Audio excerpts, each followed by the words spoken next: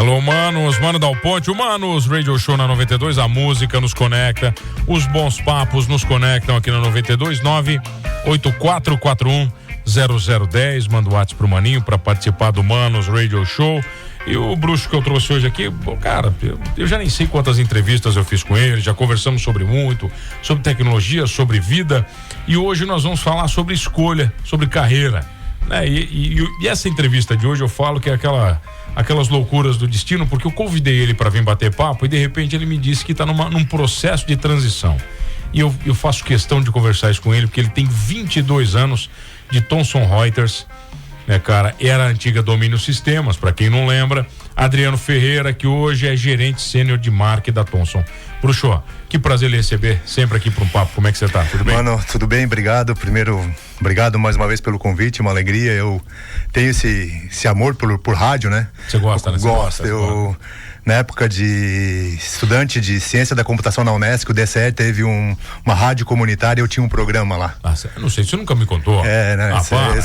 Eu vim pronto pra te contar essa. Programa do que era? Cara, era um programa Espaço Gospel, era um programa de música gospel, música evangélica. Mas é muita loucura. Num diretório central de estudantes, hein? Diretório central de estudantes, música gospel num curso de tecnologia. De computação. E foi legal porque na época as gravadoras ainda eram os DVDs, né? Mandei e-mail, CDs na realidade. Mandei e-mails para os gravadores, me mandavam CD para rodar. Sério. MK, Gospel Records, recebia o CD dos caras. Deve estar lá no DCE até hoje, porque era servo da rádio. A rádio acho que não existe mais, mas foi uma experiência legal. Quanto tempo você fica no ar, cara? Eu fiquei, era um programa semanal, toda sexta, se eu não me engano, de 1 hora, das 11 ao meio-dia. Tá. Eu ficava.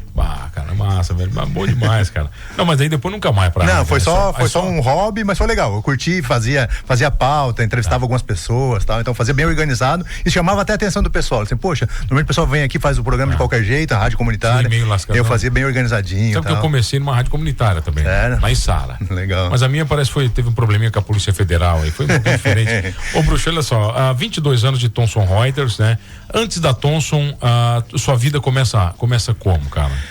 Cara, eu me criei em Criciúma, né? Eu não nasci em Criciúma, mas meus pais, quando mudaram pra cá, eu tinha 2 anos de idade, então eu me considero criciumense. E a minha vida foi, cara, resumidamente, eu tive uma vida pregressa bem difícil, né? Fui viciado em cocaína por 7 anos, tal. O que me fez, cara, dentro disso, que é interessante, assim, eu acho que é importante comentar, né? Eu sempre... os sinais eram claros de que eu me daria bem com tecnologia. Cara, então foi aquele cara que fez curso de computação desde o começo, me dei bem, e aí eu fiz rapidamente. Eu fui caixa de supermercado no Angelone. No Angelone. Fui estagiário do Banco Banerj antes disso, do Banco Estado do Rio de Janeiro. Lá eu já cuidava do CPD com 17 anos. Eu tinha a chave da agência do banco. Imagina, com 17 anos. CPD, cara. CPD. Você fazia o quê? Aquelas transmissões de madrugada? De madrugada, tinha que chegar cedo, por isso que eu abri a agência. Eu chegava às vezes antes do vigia, cara. Com 17 anos eu abri. Isso é inconcebível hoje, né? Cara, mas você não pegou modem, né? Pra fazer transmissão? Modem conectava, porque o diário, como era Banco Estado do Rio de Janeiro, o diário, que era o diário. As compensações. Eu fazia a conexão para receber todo o diário do dia anterior, na realidade, não era nem o diário, né? E eu lembro que eu tinha que deixar o relatório na mesa do gerente quando ele chegasse, de todas as contas que tinham estourado naquela noite por um cheque compensado. Pra ele decidir se ele ia devolver o cheque, se ele ia pagar o cheque. Cara, então isso eu recebia por... Isso com 17 anos? Com 17 anos. Quantos modems você tinha conectado? Porque eu lembro um amigo meu trabalhava, acho que aqui no Banco Real, ele tinha, sei lá, mano, eu tinha 30, 40 modems. Cara, eu não vou saber te precisar. Eu sei que era um CPD gelado pra caramba. Eu lembro de ar-condicionado na soca, porque eu usava um Cobra, né? Um CP Cobra daqueles caras gigante, uma impressora matricial gigante, e ficava quase a manhã toda imprimindo aqueles relatórios. Sabe que o meu ex-sócio conta que ele trabalhava nessa compensação. E ele disse que ele inventou de, enquanto fazia a compensação, instalar Mortal Kombat por disquete. Olha só. E ele travou o servidor do banco. Nossa. Tu imagina o tamanho da merda, pô. Então, cara, acho que 17 anos estagiário, foi a minha primeira experiência com tecnologia, digamos. Depois, caixa de banco. Trabalhei na Turim Veículos também. Na Turim? Na Turim, na Fiat, trabalhei. Tá mal que vendedor? Não, eu trabalhei como office boy no começo e depois virei vendedor de peças. Trabalhava na área de peças, no balcão de peças, na realidade. Na realidade não era nem vendedor, porque eu trabalhava o que a gente chamava de boqueta, que era entregar peças para os mecânicos nos carros que estavam em manutenção. Então, trabalhei ali, agravou toda aquela questão do meu problema pessoal e, cara, eu tenho um primo que ele era empreendedor no ramo de escolas de informática aqui em Santa Catarina, e ele soube que o Chile era um país legal para empreender. E o cara vendeu a parte da sociedade dele, embarcou no Monza na época e foi pro Chile com $10 mil no bolso para montar uma rede de escolas de informática lá no Chile. Cara, que loucura, velho. Então... Isso em 94 ele foi. Em 95, até para me ajudar como primo e me tirar de Criciúma um pouco, ele me convida para ir trabalhar com ele. E eu mudo pro Chile. Mudo pro Chile, muita loucura, né, cara? Eu era recém-casado e lá, cara, aprendi duas coisas interessantes. Aprendi bastante a parte de computação, porque vivia dentro da escola. Em um ano aprendi bem o espanhol, comecei a dar aula para chilenos também, né? Porque daí eu vendi um apartamento que eu tinha aqui, empreendi lá com ele também, virei sócio dele. Aí fui daqui para lá casado, meu filho nasceu lá, meu filho é chileno. Seu filho é chileno? Chileno. Ah, que loucura isso aí, velho. E aí nasce lá, e aí a gente volta, e eu não tinha feito faculdade até então. Aí volto, voltei em 98, começo de 98, segundo semestre de 98 eu ingresso em Ciência da Computação na Unesc. E aí vou trabalhar na Projob Informática, dando aula de informática como professor freelancer e tal, e dando aula, até que eu precisei mudar da Unesc para Unisul em Araranguá, porque eu precisava estudar à noite, computação na Unesc era de manhã. E aí eu mudo, conheço um cara que tinha uma escola de informática em Araranguá que estava querendo vender, eu compro a escola dele. E aí recomeço no empreendendo de novo, chego a abrir uma filial em Criciúma, fico com as duas escolas por um tempo. Era Vision Informática. Acho que eu não lembro. Não, cara, em Criciúma ela foi num bairro, foi aqui no bairro Santa Bárbara. Enfim, e aí nisso, cara, em 2003, eu fui, como a matriz e a escola maior era Araranguá, eu mudei para Araranguá, mas eu queria voltar para Criciúma. E aí surge uma oportunidade de eu entrar no domínio, em 2003, julho de 2003, 28 de julho de 2003 eu entrei no domínio. Surgiu o que? Uma vaga? Alguém te falou? Cara, jornal impresso, folheando lá nos classificados, tinha lá, empresa de Criciúma com atuação nacional, eu lembro o texto do anúncio, cara, com atuação nacional, contrata gerente e professor para ensinar software para clientes, e não tinha o nome da empresa, envie seu currículo para a Caixa Postal 3471, o número da Caixa Postal, eu lembro. Velho. Peguei meu currículo impresso, me mandei por Caixa Postal, por correio. Outro mundo, né? Outro mundo, cara. E aí, cara, aí me chamam para entrevista, quem me entrevistou foi o Guilherme Balsini, um dos donos, fundadores da Beta, da Domínio, e o Emerson Birolo, que era diretor de tecnologia também. E eu inicio ali então em 2003, 28 de julho de 2003, como gerente de treinamento, para montar um centro de capacitação, que a Domínio ainda não tinha, a Domínio até então era bem pequena ainda, né? Então a gente começa ali e assim, encurtando, a gente pode dar um pouco mais de detalhe, completaria agora, se não fosse essa mudança, em julho, 23 anos. Tá, mas é uma mudança que você não provocou, é uma mudança que o universo conspirou, é isso? Exato, foi, cara. Bom. Hoje, eu vou usar uma questão pessoal. Uma pessoa que com certeza tu conhece, que é amiga pessoal nossa, que é a Carol Carvalho. Eu mandei pra ela que a gente tava mudando, ela disse, eu não imaginava que isso pudesse acontecer. Eu disse, nem eu imaginava. Respondi pra ela, nem eu imaginava. Então assim, cara, 22 anos, quase 23, trabalhando ali, feliz pra caramba, empresa top demais pra trabalhar, né? Não é em vão que o cara fica tanto tempo. Quando de repente, no momento que a gente entende, no momento familiar oportuno, surge uma oportunidade, um convite para eu me tornar diretor de marketing numa empresa de tecnologia parceira da Thomson Reuters, mas que ela tem a sede, a matriz dela em Recife, Pernambuco. E tem um escritório grande em São Paulo também. Só que a proposta veio. A proposta é boa, tá aqui as condições, todos os benefícios, mas tu precisa mudar para Recife, encara? Cara. Perdeu uma noite de sono, pelo menos. Algumas noites, cara. Eu imagino que não foi uma. Algumas. Né? Porque 22 anos não é uma historinha, não é uma brincadeira, né? Não, cara, esse lance de escolha, assim, até na primeira conversa, e eu tenho as datas, 7 de janeiro, a gente bateu um papo porque o dono da empresa lá acaba, como a gente é empresa parceira, a gente tem uma relação de amizade. E ele me chamou pra bater um papo, vamos pós-ano novo, saber como é que tá a família e tal. Tá, mas esse telefone, o WhatsApp? Não, fizemos um meeting. Um meeting batendo papo. Exato. E aí ele, do nada, ele disse, cara, tomei uma decisão difícil ontem, precisei demitir a minha diretora de marketing, não queres vir trabalhar comigo? Velho, mas assim, do nada, assim. Na lata. Uma paulada no cara, velho. E aí eu disse, cara, quero. Mas vamos entender. Daí as etapas foram, primeiro, porque eu pedi pra ele, cara, eu preciso ir em casa, conversar com a família, porque é um negócio, né? Ele já falou que implicaria em mudar de cidade e tal. A decisão não é minha. Preciso falar com a família, com a esposa, né? Eu tenho filho, o filho é casado, mas pô, tem uma relação forte, o filho mora aí na cidade e tal. Preciso, na minha fé, conversar com Deus pra ver se também tá tudo ok e tal.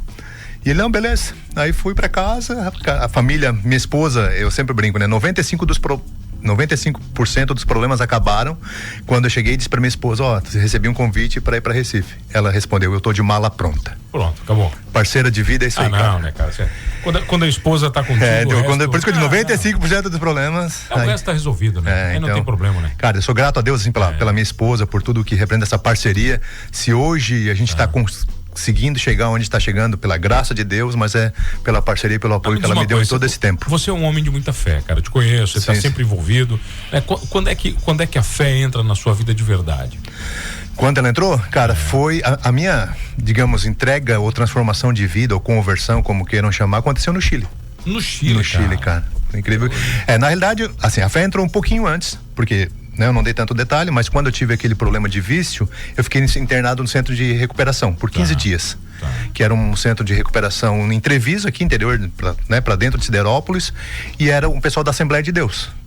Cara, eu fui pra lá sem ter fé, sem saber nada, e lá dentro desse lugar eu tive uma experiência com Deus. Uma experiência, lendo a Bíblia sozinho, tive uma experiência, mas não foi uma conversão. Foi um sinal claro de Deus pra mim, dizendo, cara, eu existo, tu tá questionando a minha existência, mas eu tô aqui contigo, tô te cuidando. Beleza. E aí eu vou pro Chile nesse tempo, e cara, e aí na busca de entender um pouco mais sobre a fé, eu começo a participar de uma igreja batista no Chile. Entendeu? Por ter outras denominações, Assembleia, Batista. A Assembleia foi no lance da Casa de Recuperação, e o Batista é o casal que hoje ambos são falecidos, que eu chamo de meus pais na fé, seu Reinhold e Dona Terezinha Paigli. Eles eram batistas em Criciúma e me falavam muito bem. Eles falavam, Adriano, a igreja batista tem no mundo inteiro. E aí eu fui no Chile e fui procurar a igreja Batista. Ela é um pouco mais tradicional, conservadora. Isso, ela é uma igreja histórica, que a gente chama, né? Como ela é uma igreja autônoma, ela tem vertentes mais tradicionais, vertentes mais renovadas, mas por regra... Ela é mais tradicional. Tradicional, exato, tradicional. E aí, cara, a minha conversão acontece lá. Me envolvo na comunidade, começo a participar ativamente e lá entrego minha vida para Jesus. A tua vida como empreendedor, cara, muda a partir disso também? Teu foco de vida muda e tudo muda? Muda, cara, muda principalmente porque para mim a mudança de vida, por tudo aquilo que eu vivi antes, foi uma ruptura muito grande, né? Porque eu rompi com tudo a partir do momento que eu, decidi, estando lá no Chile, transformar a vida. Então a minha vida mudou muito, em todos os aspectos. Relação com a esposa, pois ficou um ano casado e eu ainda viciado, entendeu? Então foi muito difícil o nosso primeiro ano. Por isso que eu digo que ela é uma parceira que suportou tudo isso para estar comigo até hoje. Te ama de verdade. Sim, então, de verdade, exato. E aí, cara, mas muda bastante, muda porque, cara, os princípios mudam. Eu tenho princípios e valores que eu carrego comigo de berço. Meu pai, um homem, e ele deve até estar nos ouvindo, tá lá na praia, eu mandei o link para ele ouvir lá junto com a mãe, espero que estejam ouvindo. É um cara muito íntegro, correto. Meu pai é do tempo que ele não aceitava que um filho dele, alguém viesse cobrar conta na porta. Entendeu? Então, isso eu aprendi em casa. Só que daí, cara, a questão de tu começar a ser, se tornar um cristão, traz princípios e, que tu não abre mão. Então isso transforma minha vida empreendedora, minha vida como esposo, como pai, enfim, como filho, mudou muito. Tudo muda. Tudo muda. Tá, e a sua conversa com Deus pra ir pra Recife, como é que foi? Então, vamos lá. É que na verdade, assim, eu digo uma coisa, se a esposa já falou que ok, é meio que ele agindo por ela também. Exato, também. Tá, e aí depois aí conversei com ela, a gente fez o meu filho mora no Rio Mãe, mas mora aqui, mas como a gente não conseguia se ver naquele momento, fiz um meet com ele à noite. Você fez um meet com o filho? Porque não é um negócio pra falar no telefone, né? Cara de tecnologia, foda. Faz um meet com o filho morando do lado. Mano, mas é porque não dava, precisava falar naquele dia, não dava pra gente se encontrar pessoalmente. E aí, cara, assim, a felicidade do filho e da nora foram evidentes. Felicidade por mim, receber uma proposta no momento que a gente entende oportuno, né?